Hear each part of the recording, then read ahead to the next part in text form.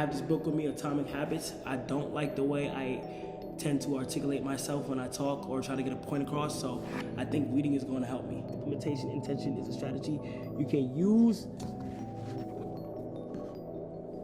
You can use pair a new habit with a specific time and location. The implementation intention. Friends, we try to write a book in a chaotic household. We try to concentrate. Kai Cenat is being widely mocked on the internet for trying to improve his reading skills, while Gen Alpha kids who are seeing all of this discourse happening on TikTok are struggling to read. The literacy skills are in decline, students are cheating with AI, yet we are making fun of somebody who is putting in the work to improve himself. I've never really been a Kai Cenat fan and I don't know that much about him, but about 3 weeks ago he started posting videos of himself reading. Honestly, the reason why I started reading was because I didn't like the way I spoke. To be honest, I wanted to articulate myself better. And he doesn't just read, he is also working out, he is designing a clothing line, so he is also learning how to sew. But since Kai isn't really known for this type of content, people very quickly started to make fun of him. Imitation intention is a strategy game.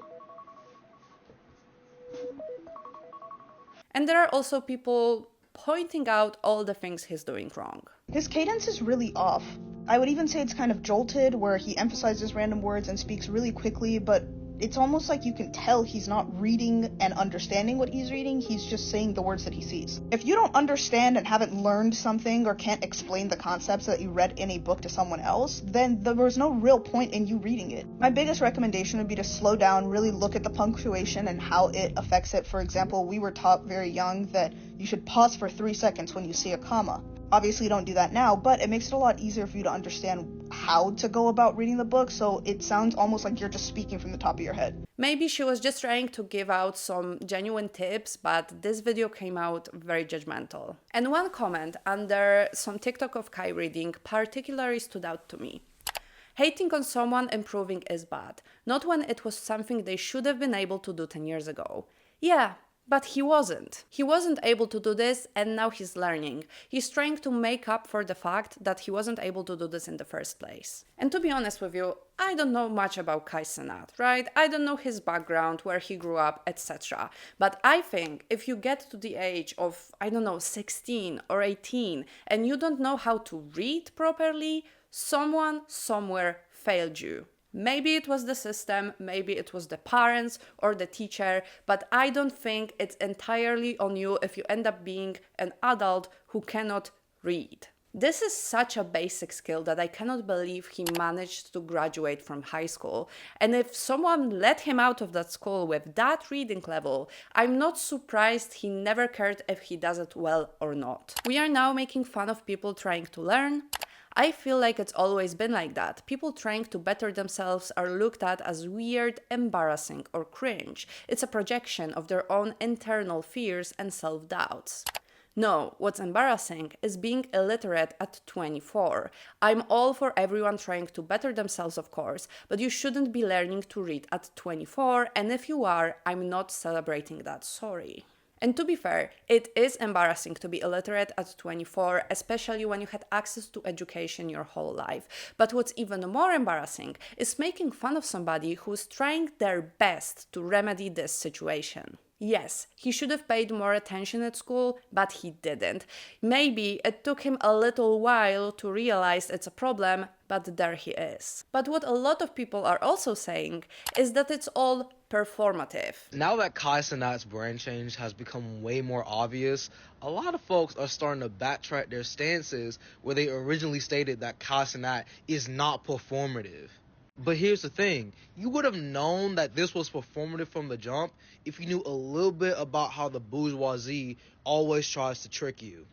For example, Taylor Swift posted a video where she gave bonuses to her crew members and showed their raw reactions on video. But this wasn't done out of the kindness of her heart. This was a marketing decision. Same with Kai Cenat. He's changing his online persona by claiming to watch animes for the first time and reading self-help mental health books with the iPhone timer in hand. But it's not authentic. These are all business marketing decisions for his new fashion line that he's going to drop later on this year. And he's going to get access to that profit by performing. And to be honest with you, I kind of agree and disagree with this. On one hand, sure, maybe it is performative. I mean, he is setting up the camera, then he's posting the video on that channel. He does talk about his new clothing brand. And above all, he's been creating content for so long. He recently quit streaming. Maybe he is venturing into something new.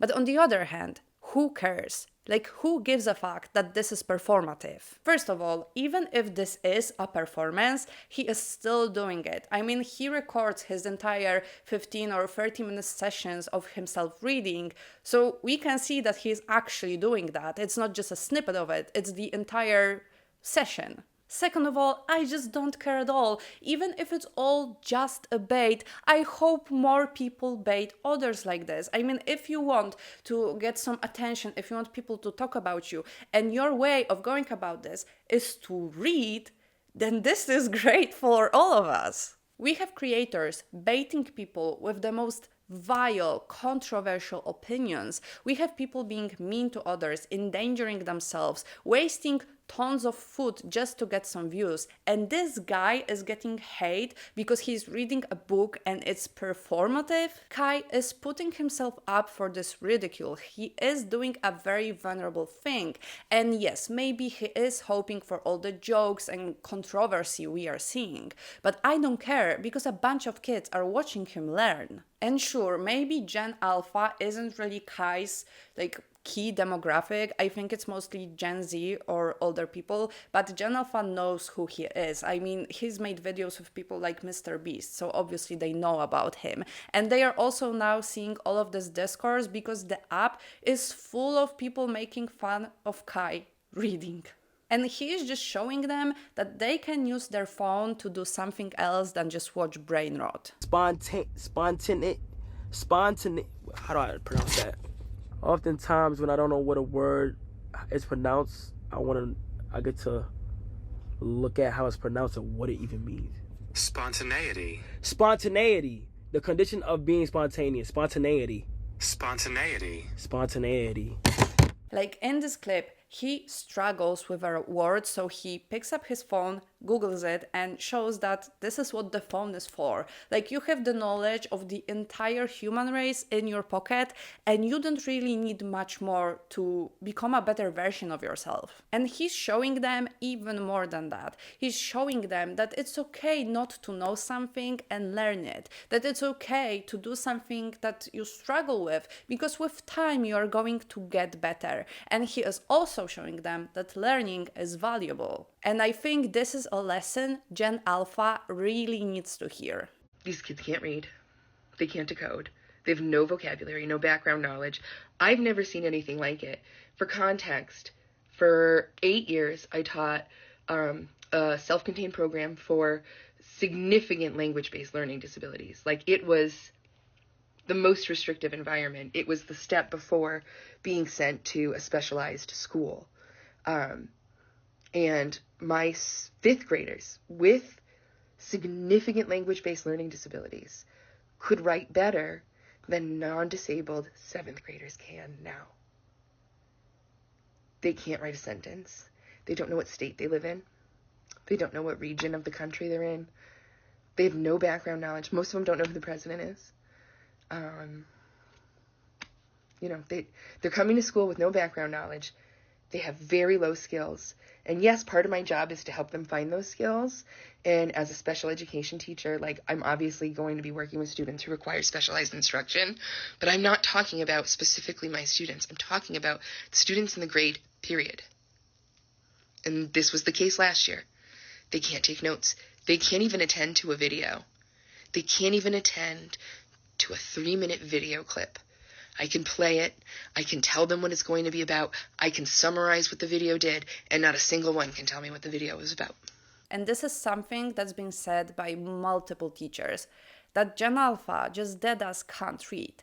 And this is so mind-boggling for me, because I remember being I think 7 years old and being able to read coherently. I was in the first grade and everyone in my class learned how to read and they understood what they were reading. And sure, some of us learned it before school, but there was nobody in my grade who couldn't read by the end of first grade. There were kids who were struggling to read out loud. There were kids with dyslexia and other learning disabilities. But even those kids were able to read something and answer like basic comprehension questions. Maybe it took them a little longer, they had to focus a little bit more, but they were able to do this. And I can't believe this is such a widespread problem. I can't believe that those kids are passing their classes. I mean, at this point, the education system has to be so flawed that it doesn't do its job anymore. As if you're supposed to just go to school to just sit out the amount of hours you're supposed to be there for instead of actually learning something.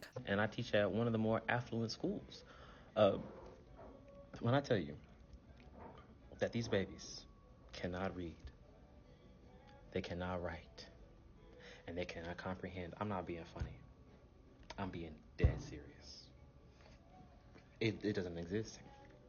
I have kids constantly asking me, how do I spell window? How do I spell important? How do I spell though? And they be serious. They're dead serious. I could ask them, who is the main character of your story? The story of 4-paragraph story we just read. Can't tell you. They don't know. They don't know. They don't know.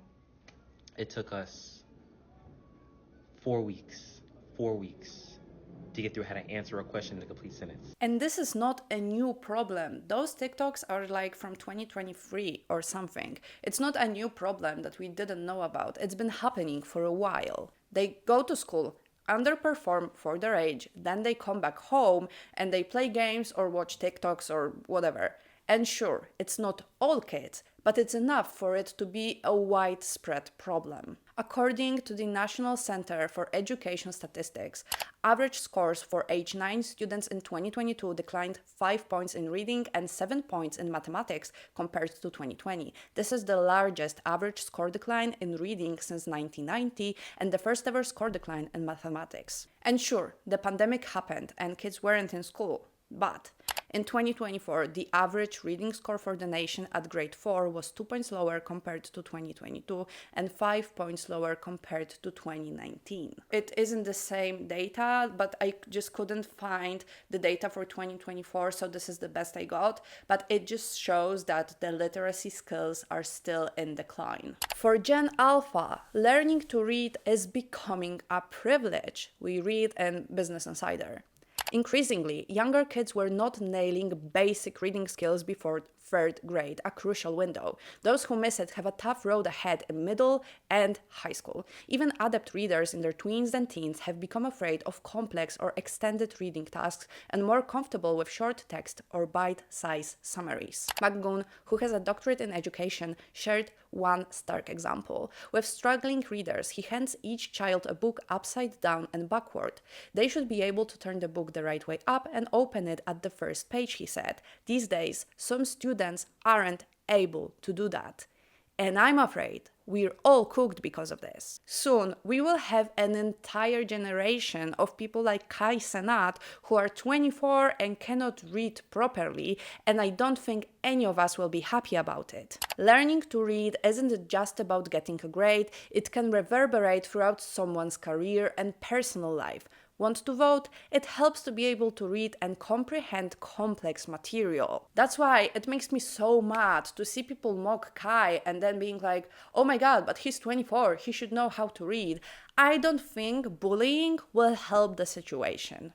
And performative or not, he is coming to the internet and showing all of us and all those kids that it's okay to learn, that all you really need is a phone that you have in your pocket, and clearly that type of influence is needed. And honestly, I don't think Kai set out to be this kind of advocate for literacy skills. Like, I doubt he woke up one day and was like, oh, I'm gonna fix Gen Alpha's literacy crisis. Like, obviously not. He's doing something for himself, but it may become accidental impact. We used to be outraged at creators for, creating fake scandals, and now we are mad that someone is fake reading.